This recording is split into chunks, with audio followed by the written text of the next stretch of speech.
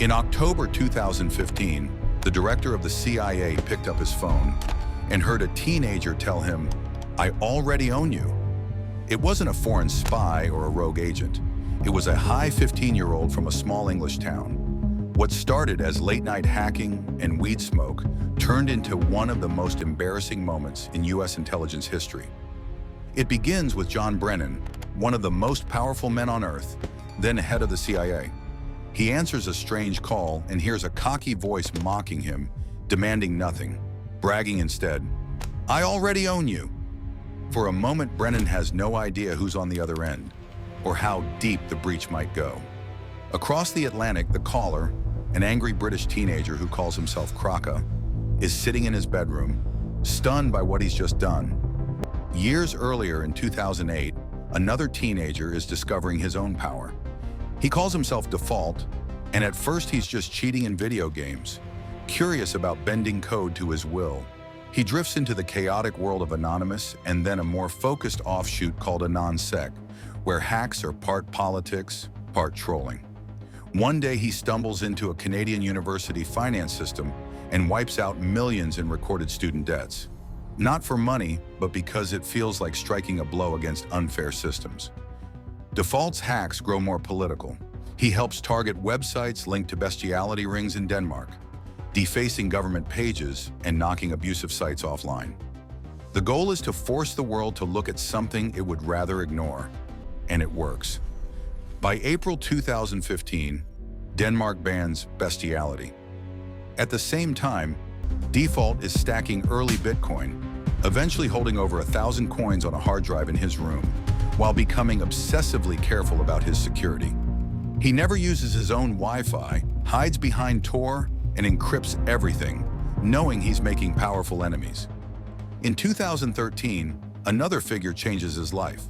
Edward Snowden, a 29-year-old contractor in Hawaii, walks away from a $200,000 salary and a comfortable life after discovering the scale of U.S. surveillance. Snowden leaks proof that the government can spy on almost anyone with a digital footprint, and that he helped build that system. His revelations shock the world and inspire people like Default to stop being passive targets and start pushing back. By 2015, in the West Midlands of England, Crackas is raging at the same system. He's furious about corruption, mass surveillance, and especially U.S. involvement in the Middle East and the suffering in Gaza. So he creates a small crew called Crackas With Attitude, CWA, and decides that if intelligence officials can peer into everyone else's lives, he'll show them what that feels like. One of his first big targets is James Clapper, the U.S. Director of National Intelligence, whose phone number and address are sitting in plain sight online. With just that basic information, Crackas tricks his way into Clapper's accounts and reroutes the official's home phone to a pro-Palestine hotline. When he posts proof of the hack on Twitter, Default notices and reaches out in admiration. The two quickly start talking. They share the same anger and the same desire to humiliate the people they see as architects of a surveillance state. Soon their sights are set even higher. John Brennan, the head of the CIA.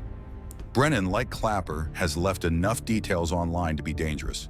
Crackas calls Verizon tech support, pretends to be a field technician, and casually invents an employee code. That works. From there, he gets Brennan's account number, PIN, and private AOL email, and once he's in, the floodgates open. He pulls out personal phone numbers and emails Default, who joins in the harassment as they spam call Brennan and his family, furious kids telling one of the world's top spies that he's the real villain. But the prank calls are only the surface. Inside Brennan's inbox are highly sensitive documents, including his 47-page SF-86 security clearance form, listing intimate details from criminal history to psychological records. There are also internal memos about Middle East policy and even guidance on how to make brutal interrogation methods legally acceptable. Urged on by Default and channeling Snowden, Crackas passes the hall to WikiLeaks, which publishes the files in October 2015, costing the agency millions in damage control and forcing operatives into hiding before they realize the real threat is just a group of teenagers. CWA doesn't stop there. With access to more high-ranking accounts, they pivot into other systems, using one compromised identity to open doors to the next. They uncover a database with the personal details of roughly 9,000 Department of Justice officials and 20,000 FBI employees, and dump it online.